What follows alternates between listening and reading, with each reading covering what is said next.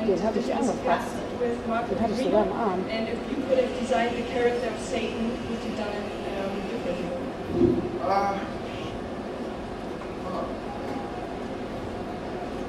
Well, I think my approach to Lucifer was,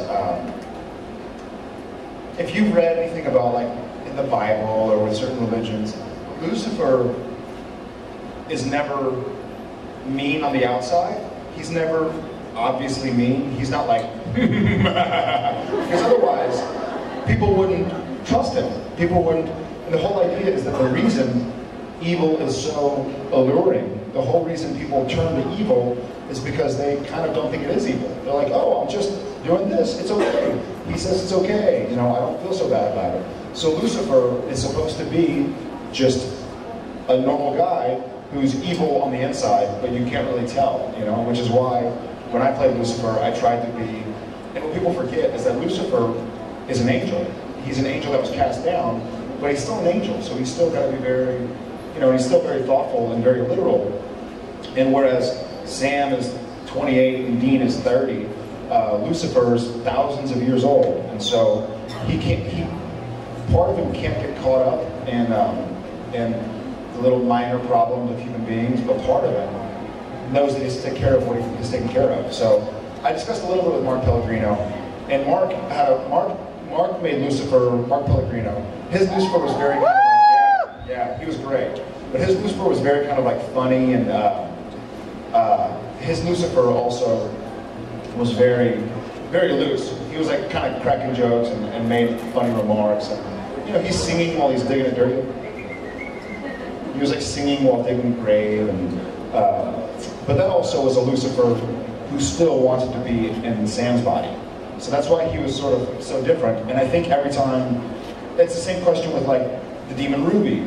She was in two bodies. Or the demon Meg was in Nikki Acox's body and then my body. And so the question is, I think that demons and angels show different sides when they're in different bodies as well, because they react differently inside the body. And we even talked about it, and what was the episode called?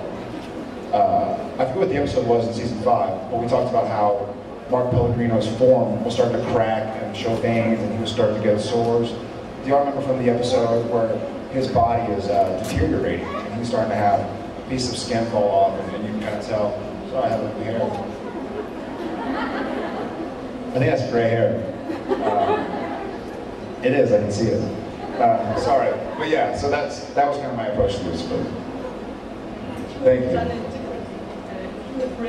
Oh, if I had written Satan, you know what, if I had written Satan, I think I probably would have done the same thing. I would have tried to make him, you can't make Satan evil. That's too obvious. That's too cheesy to make Satan go like, ha ha ha ha ha ha. You know, like, you have to make him kind of seem, you have to make him seem charming or something. You have to kind of make him seem like he's, like he could be normal, it could be good. So I think I probably kept the same thing. Thank you. To the right. What's their problem with me? But it was a lot of fun. It was fun, like making fun of Grey's Anatomy and CSI and stuff like that. Yeah, and then the old like classic sitcom where Dean's eating that big sandwich and Dean, you know, so it was a lot of fun. It was a lot of fun. But I hope we get a chance to do more like that. Thanks. Thank you.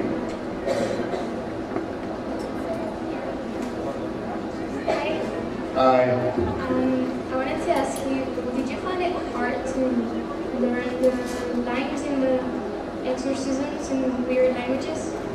Yes. The lines for dialogue and stuff like that are pretty easy because you're just talking to each other. And it's easy to memorize a scene the more you do it because it's like, what'd you do today? I woke up, I slept in, and then I had breakfast. What'd you eat for breakfast? Oranges and pancakes. Were they any good? The oranges were sour. Like, it's easy. Then, what'd you do today? I slept in late, and then I had breakfast. What'd you have for breakfast? Oranges and pancakes. Was it any good? So, I mean, it's easy to remember back and forth. I say something to you, and I'm almost telling you what your next line is. Because if I say, like, Sam, what happened? Like, well, Dean, da da da da da da da da da. then it's easier to remember as opposed to a language you've never heard of, and like you just have to memorize it kind of phonetically. It's almost as if you don't know a foreign language, like if you're trying to learn a foreign language, and at first you don't know what the words mean, so you kind of just remember like exorcizamus te, omnis spiritus, omnis infernalis, omnis blah blah blah blah blah. And so you have to sort of, at first you don't have any idea what it means, and you're just kind of guessing. But luckily it's television and not a play, and so if you mess it up, they go cut, and you get to try it again. So thankfully, I don't know if I do that on a play, but for a TV show, I think it'll be all right. Thank you. Now that you know the exorcism, would you try to use it if you found yourself in the field? I probably would. I'd probably give it a shot. I'm trying to think. What is it? Almost spiritus, almost. That's not almost. What's that? Almost spiritus. Almost legio, almost congregatio. It's something about it.